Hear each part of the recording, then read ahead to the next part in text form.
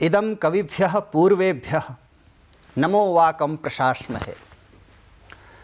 मित्रों, हम भारतीय शिक्षा बोर्ड संस्था की पाठ्यपुस्तकों के विषय में आज एक विमर्श करेंगे, जिसमें संस्कृत पुस्तकों का स्वरूप क्या है, संस्कृत पाठ्यपुस्तकें किन मान बिंदुओं के आधार पर निर्मित हैं, इस विषय पर परिचर्चा के लिए हमारे साथ डॉक्टर आभा जी उपस्थित हैं। डॉक्टर आभा झा पिछले 32 वर्षों से संस्कृत क्षेत्र में सेवा दे रही हैं। आप गार्गी सर्वोदय कन्या विद्यालय की प्राध्यापिका हैं। आपने अनेक पुस्तकों का संपादन किया है, लेखन किया है, साथ ही लगभग 25 वर्षों से NCERT संस्था की पाठ्यपुस्तकों के लेखन में, संपादन में रही हैं। साथ ही लगभग इतने ही वर्षों SERT में भी कार्य किया है। तो बहुत ही लंबा अनुभव है आपका संस्कृत क्षेत्र में सेवा का। आपके साथ आज हम इस विमर्श के साथ बातचीत करेंगे। भारतीय शिक्षा बोर्ड संस्था की पाठ्यपुस्तकों को आपने देखा है, ये पुस्तकें कैसी हैं, इनके बारे में चर्चा के लिए हम निवेदन करते हैं डॉक्टर आभा झा जी से। वाग्देवीं नौमी। धन्यवाद वेद प्रकाश जी। मुझे बहुत अच्छा लगा जब संस्कृत अपनी अस्मिता की लड़ाई लड़ रही है, उसका अध्यापन 6ठी से 10वीं कक्षा तक हो भी या ना हो, इस विषय में भी चिंता हम संस्कृतज्ञों की रहती है।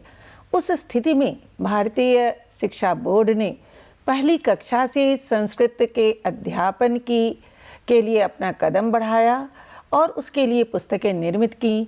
सबसे पहले इसके लिए तो मैं भारतीय शिक्षा बोर्ड को धन्यवाद देती हूँ, और आप चूँकि योजक की भूमिका में हैं तो मैं आपका भी धन्यवाद करती हूँ।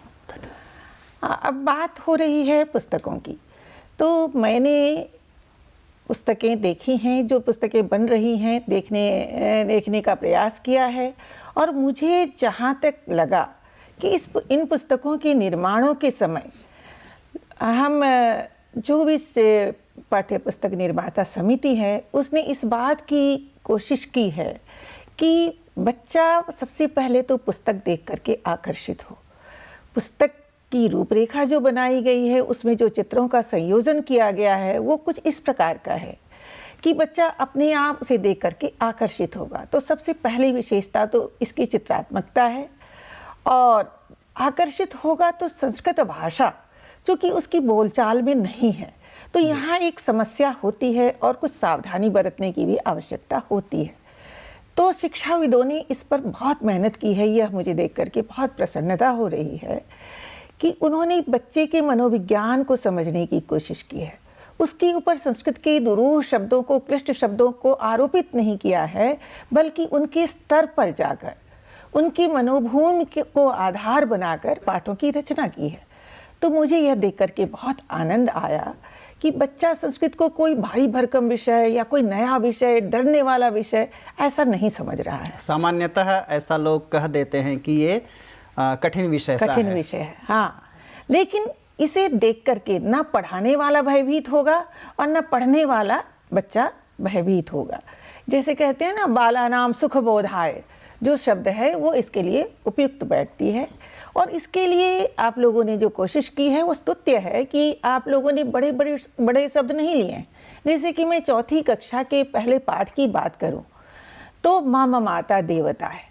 तो मम माता देवता के लिए संस्कृतज्ञों के मन में सबसे पहले श्लोक आ जाता है, माता गुरुतरा भूमे पिता उच्चतर चखात। तो इस तरह के शब्दों से बचते हुए आपने छोटे छोटे शब्द लिए हैं, जैसे मम माता देवता, अति सरला, अति मृदुला, भोजनम भोजयति, जलम पाययति, दुग्धम पाययति। तो ये सारे शब्द जो हैं वो अपने आप को जोड़ेगा और छोटे छोटे क्रियापदों को जोड़ेगा, और वो उसके साथ अपने को कनेक्ट करना, जिसे कहते हैं अंग्रेजी में संयोजन करना। बच्चा कनेक्ट कर पाता है अपने परिवेश से और जो उसकी बोलचाल की भाषा है उससे, और वो उसे बड़ी आसानी से समझने की दिशा में आगे बढ़ेगा। इसकी जो कथाएं हैं, मैं चौथी कक्षा की बात कर रही हूँ क्योंकि बहुत समय नहीं है अभी हमारे पास, तो इसकी कथाएं भी बिल्कुल निर्मित हैं, संपादित हैं। बड़ी बड़ी बातें कहने के बजाय उनको उनके स्तर पर, भाषा का स्तर रखा गया है, छोटे छोटे वर्तमान काल के वाक्य रखे गए हैं, छोटी छोटी क्रियाएं रखी गई हैं। कोशिश की गई है कि अधिकांश एक वचन का प्रयोग हो। तो एक वचन का प्रयोग अगर बार बार होता है तो मुझे लगता है बच्चे को कहने की ज़रूरत नहीं पड़ती है। जैसे बच्चा हिंदी में पढ़ता है, बच्चा पाठ पढ़ता है, लेख लिखता है, तो ता है या ती है, तो इसी तरह बच्चा वर्तमान काल के प्रथम पुरुष के एक वचन की क्रियाओं से तो बगैर समझाए परिचित हो जाता है। तो यह एक इसकी मुझे बहुत बड़ी खूबी लगी। और जैसे एक कुछ विषयों को मैं लूंगी पुस्तक से ही, कपिलस्य मैत्री फलम नाम का एक पाठ है। हाँ, बिल्कुल सामान्य सा छोटी सी कहानी है, लेकिन उसमें संदेश देखिए, बच्चे का पशु पक्षियों से मित्रता और पशु पक्षियों के अंदर जो संवेदना होती है उसे बचा लेते हैं। हाँ, उसे बचा लेते हैं। ये बहुत बहुत टची है, स्पर्श करता है हृदय को। तो ये बहुत अच्छा सा पाठ है। और एक वीर माता विदुला वाला पाठ है, तो वह पाठ भी साहस की शिक्षा देता है, धैर्य की शिक्षा देता है, आत्मसम्मान की शिक्षा देता है। अब हम अगर अपने संस्कृत बड़े बड़े संस्कृत शब्दों में कहेंगे तो हमें याद आती है वह पंक्ति, मुहूर्तम ज्वलितम श्रेयो न च धूमायितम चिरम।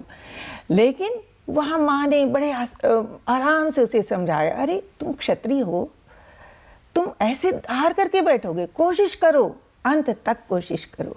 तो ये छोटी छोटी बातें बच्चे के दिमाग में उसके व्यक्तित्व का निर्माण करते चलती हैं। प्रयत्नो विधेयः का वो पूरा कथानक है। अगर पूरा कथानक है, बहुत अच्छी और बहुत सहज शब्दों में, सरल शब्दों में अपना प्रेष्य संदेश दे जाती है वो कहानी। एक है अभ्यासेन किम न साध्यते, तो हिंदी में भी बच्चे पढ़ते हैं, करत करत अभ्यासते जड़मति हो तो सुजान, रसरी आवत जातते सिल पर पढ़ निशान। तो उस पाठ में भी यह बताया गया है कि आपको पढ़ने में मन नहीं लगता है तो भागिए मत।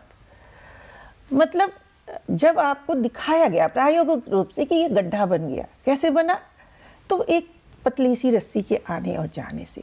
तो हम मनुष्य हैं, बच्चे हैं, ठीक है, अभी कठिन लगती है, लेकिन बार बार परिश्रम करेंगे तो हमें समझ में आ जाएगा। तो इस तरह के पाठ हैं। इन पुस्तकों के अभ्यास में आपने देखा होगा कि करके सीखने पे ज़्यादा बल दिया गया है। हाँ, मैं उस पर आ रही थी कि अभ्यासों में प्रयास किया, ये नहीं सोचा गया है कि बच्चा पहली में है, दूसरी में है, तीसरी में है, चौथी में है, तो आज इतना सा देते हैं, कल इतना सा देते हैं। मतलब संस्कृत की भाषा का संस्कार जो है वो करते चलने के लिए उसकी जो कौशल है उनको विकसित करने की आवश्यकता शुरू से होती है। एक दिन में कोई पाठ्यक्रम नहीं है कौशल कि एक दिन में वो हो जाएगा, हम पढ़ लेंगे, रट लेंगे। तो शुरू से प्रयास किया गया है कि पठन कौशल का भी समावेश हो अभ्यासों में। पठन कौशल का विकास होगा तभी प्रश्नों के उत्तर दे पाएगा छोटे छोटे, स्वाभाविक है। और लेखन कौशल का तो सब पुस्तकों में होता है, इसमें भी है। लेखन कौशल में भी अगर मैं बात करूं तो बच्चे से बहुत बड़े बड़े वाक्य नहीं बनवाए गए। अब उनको दे दिया गया कि क्रियापद से वाक्य पूर्ति करनी है, कर्तृपद से वाक्य पूर्ति करनी है, कथा के आधार पर है, कुछ मैचिंग का है, चित्रात्मक प्रश्न है कि चित्र देख करके शब्दों को लिखिए। सबसे ज़्यादा प्रभावी वो होता है, सबसे ज़्यादा प्रभावी। अगर हम किसी को अनुवाद विधि से ना पढ़ाना चाहें तो चित्र विधि सबसे ज़्यादा उपयुक्त होती है। बिल्कुल, बजाय इससे कि पीवती का अर्थ पीना है ये बताने के बजाय अगर पानी पीता हुआ बच्चा दिखा दिया जाए और वहाँ पीवती लिखा हो, तो ऐसी स्थिति में वो ज़्यादा प्रभावी हो जाता है। वो भाषा का संस्कार आ गया, उसको पीता है, ड्रिंक्स, ये कहने की आवश्यकता नहीं है। पीवती मतलब पीवती, खादती तो खादती। तो ये क्लियर हो जाता है वहाँ पर। इसकी कोशिश की गई है। और क्रियात्मक अभ्यास की बात आपने की, करके देखना। अब एक वाक्य दे दिया, उसी तरह के वाक्य हैं, क्रियापदों को बदलना है केवल। बच्चा बड़े आराम से खेल खेल में उसको कर लेता है। तो इस तरह से उसे मज़ा आता है। जब आपका अभ्यास खेल खेल के लायक हो, क्रीड़ाभ्यास का भान देता हो, तो बच्चा घबराएगा क्यों? बड़े आराम से उसके लिए तैयारी करेगा और चाहेगा कि मैं जैसे क्रिकेट में या किसी में ज़्यादा रन बनाऊं, तो ज़्यादा उत्तर सही देने की उसकी कोशिश होती है। उसकी अभ्यासों के माध्यम से उसके भाषा का संस्कार होता चलता है। और कहीं कहीं तो ये 4 कौशलों की बात तो हम अक्सर करते हैं, कहीं कहीं आलोचनात्मक कौशल भी देखने को मिलता है। इस यहाँ तुम होते तो क्या करते, अरे इसने तो, हंस ने तो ऐसा किया, इस स्थिति में अगर कोई बगुला होता तो क्या करता। तो ये सोचने के लिए जो प्रेरित करता है, उनकी निर्णय क्षमता क्या होगी, निर्णय क्षमता भी बढ़ती है वहाँ पे। तो ये बढ़िया सिचुएशन को कैसे हैंडल करना है, हाँ, विविध परिस्थितियों में हमारा बर्ताव क्या होना चाहिए। हाँ, इस तरह बच्चों में एक चिंतन क्षमता बढ़ती है। हाँ। तर्क करने की क्षमता, क्यों, ये नहीं कि टीचर ने कहा, माँ बाप ने कहा इसलिए नहीं, क्यों ऐसा हुआ तो क्यों हुआ। तो ये क्यों प्रश्न आना बहुत आवश्यक है बचपन से, क्योंकि क्यों नहीं पूछेगा तो उसे, हमें रटंत तोता तो बनाना नहीं है, बिल्कुल नहीं। हमें तो उसके अवबोध को सुपुष्ट करना है, उसके ज्ञान को समृद्ध करना है और उसकी भाषा के संस्कारों को प्रांजल करते हुए चलना है। तो यह कोशिश मुझे दिखाई दी है और मुझे उम्मीद है कि ये छोटा बच्चा जब बड़ा होगा, पढ़ करके इस तरह से पढ़ करके आएगा, तो उसके लिए संस्कृत भाषा उतनी ही आसान होगी जितनी उसकी मातृभाषा है, चाहे हिंदी हो या कोई प्रांतीय भाषाएं हो। अभी तो संस्कृत भी मातृभाषा के लिए हो रही है। ऐसे कई उदाहरण मिलते रहे हैं कि संस्कृत घर, संस्कृत गृह निर्माण की योजना चलती है। माता पिता संस्कृत बोलते हैं, उनके बच्चे भी संस्कृत सुनते हैं और आरंभ से वो भी संस्कृत बोल रहे हैं। तो हाँ। कुछ ऐसे भी बच्चे अब की जनरेशन में हो रहे हैं जिनकी मातृभाषा संस्कृत है। हाँ, ये बहुत सुखद अनुभूति देता है, खास करके संस्कृत सेवकों के लिए, कि बच्चा संस्कृत बोल रहा है, उसके माता पिता संस्कृत बोल रहे हैं। बच्चा तो शायद आपका बोल ले कक्षा में, लेकिन उसे परिवेश मिल रहा है, ये बहुत सुखद संकेतक है। और हम उम्मीद करेंगे कि जो बच्चा पहली से पढ़ के जाएगा वह उस भाषा के साथ उतना ही कंफर्टेबल, शब्द में उपयोग कर रही हूँ, हाँ, उतना ही कंफर्टेबल होगा जितना वह अपनी मातृभाषा के लिए होता है, सहज रूप से बोल पाएगा। एक जो चीज़ इसमें समाविष्ट की गई है जिससे हम लोग अभी बचने लगे हैं, और उस कारण हम देते हैं कि हम बच्चों से रटवाते नहीं।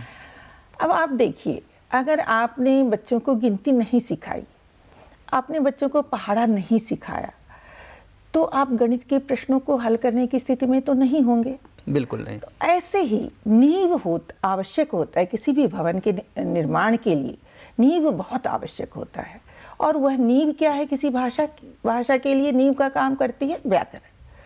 तो व्याकरण की कुछ चीज़ों को स्मरण कराने के लिए एक विकल्प दिया गया है, आवश्यक नहीं है, विकल्प दिया गया है, ये बहुत आवश्यक है।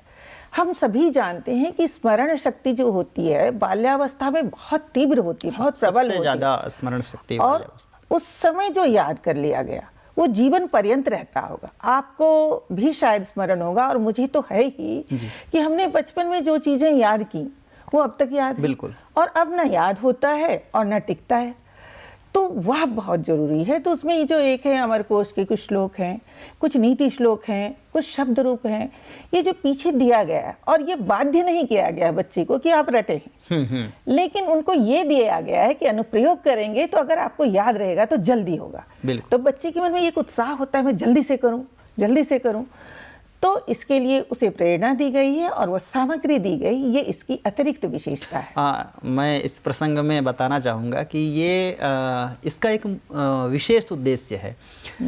जब हमारे मस्तिष्क में एक शब्दकोश निर्मित होता है, बिना शब्दकोश के कोई काम हो नहीं सकता। उदाहरण के लिए कंप्यूटर भी उन्हीं चीज़ों को हमें बता पाता है जो हम उसमें फीड कर देते हैं। वैसे ही हमारे मस्तिष्क में, हमारी बुद्धि में जो चीज़ हम फीड कर देते हैं, जब तक हम 2 से 10 तक का या 20 तक का या आगे का पहाड़ा याद नहीं करेंगे, तब तक हम उसमें गुणा भाग कुछ कर नहीं पाते।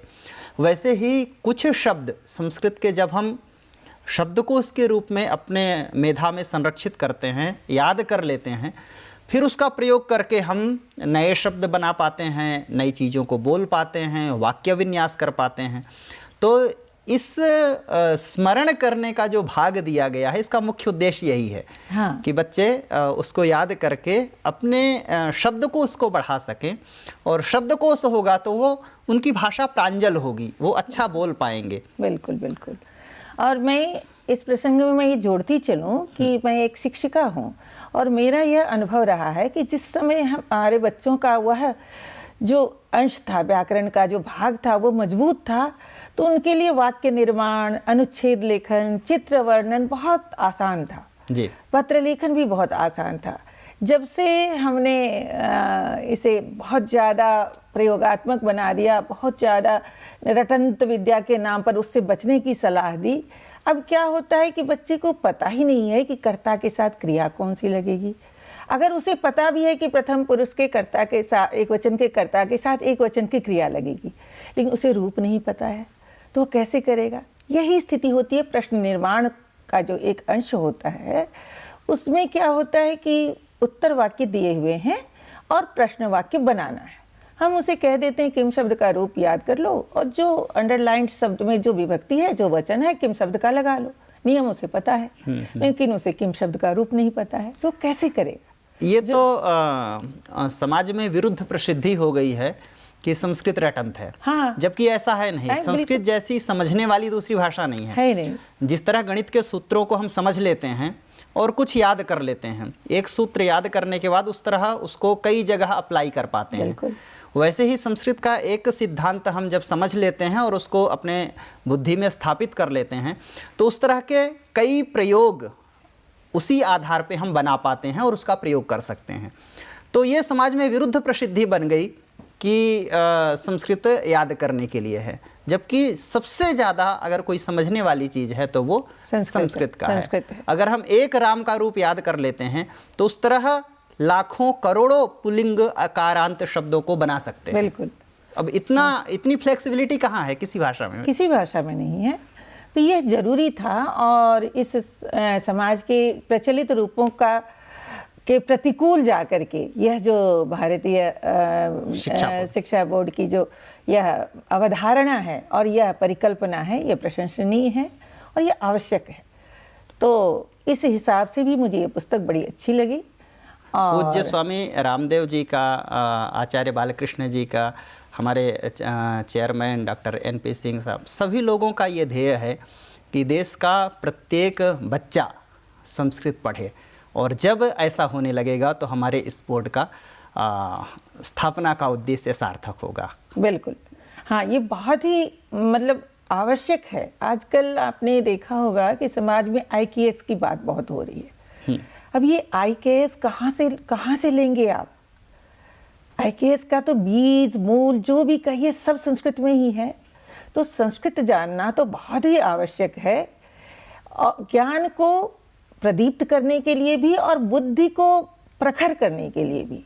तर्क है वहाँ पर, शब्द शास्त्र हैं वहाँ पर, वहाँ व्याकरण है, वहाँ तर्क शास्त्र है, वहाँ गीता जैसा जीवन विषयक ग्रंथ है। तो आप कैसे पढ़ पाएंगे जब संस्कृत आपके संस्कारों में नहीं होगी, आपके प्रयोग में नहीं होगी? तब तक आप संस्कृत नहीं पढ़ सकते हैं। तो यह सबसे ज़्यादा तो मुदित कर रहा है मुझे यह कि हम पहली से 12वीं तक हमारा बच्चा संस्कृत पढ़ेगा।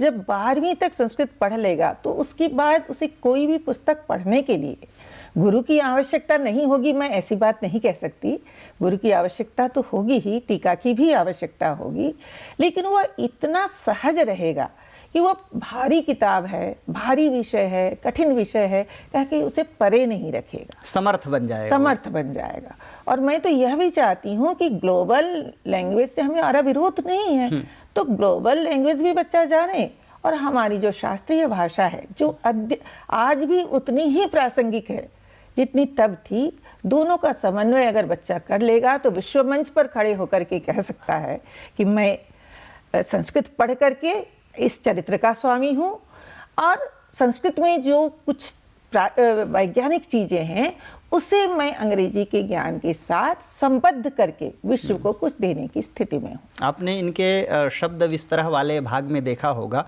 कि हिंदी, संस्कृत और अंग्रेजी के साथ मातृभाषा का समन्वय किया गया है, जो कि पूरे भारतवर्ष को एक सूत्र में जोड़ने के लिए है, जो हमारी NEP 2020 भी इस चीज़ के लिए प्रेरित कर रही है कि हम मातृभाषा को भी साथ में जोड़ें। और इसका सबसे बड़ा फ़ायदा ये होगा कि संस्कृत की मूल धातुओं के साथ जो शब्द व्यवहार में आ रहे हैं वो उसे भी पहचान पाएंगे। और ये प्रारंभिक स्तर से होने लगेगा। नहीं, ये बहुत ही मतलब प्रशंसनीय उद्यम है। और एक चीज़ जो मुझे इसमें लगा कि आप लोगों ने योग्यता विस्तार वाले अंश का समावेश किया है, जो शिक्षक बच्चों के लिए तो है ही, शिक्षकों के लिए भी बहुत ज़रूरी है कि उससे संबद्ध चीज़ें अगर शिक्षक के पास है तो वह उसका उपयोग बच्चों के लिए कर सकता है। अब आप अपना बचपन स्मरण कीजिए या मैं अपना स्मरण करूं तो हम लोगों को शायद बड़ा करते करते ही कंधे पे लेके बालो हम जगदानंदा नमे बाला सरस्वती अपूर्णे पंचमे वर्षे वर्णयामि जगत्त्रयम्, इस तरह के श्लोक सुनाए गए तो उसे अलग से सुनाने की, अलग से याद करने की आवश्यकता नहीं होती है। तो यही काम शिक्षक भी कर सकता है। ये मतलब कुल मिला के अगर मैं कहूँ तो इसमें जिस तरह के पाठों का समावेश किया गया है, निस्संदेह बालक के मनोविज्ञान को ध्यान पर रख कर किया गया है। उसका जो प्रस्तुतिकरण है वो भी रोचक है, चित्र संयोजन बहुत आकर्षक है। तो बच्चा इसको लेगा, पढ़ेगा, और जहाँ जहाँ दिक्कत होगी वहाँ शब्दार्थ हैं उसके पास और शिक्षक तो है ही। बिल्कुल बिल्कुल, तो वो है। बहुत अच्छा मैम, आप आई और आपने अपने विचार हमारे साथ साझा किए इस संस्कृत विमर्श के विशेष कार्यक्रम में। तो इस कार्यक्रम में आने के लिए आपको बहुत बहुत धन्यवाद। और ऐसे ही हम इस कार्यक्रम को आगे बढ़ाएंगे और प्रत्येक पुस्तकों पर चर्चा करेंगे। धन्यवाद।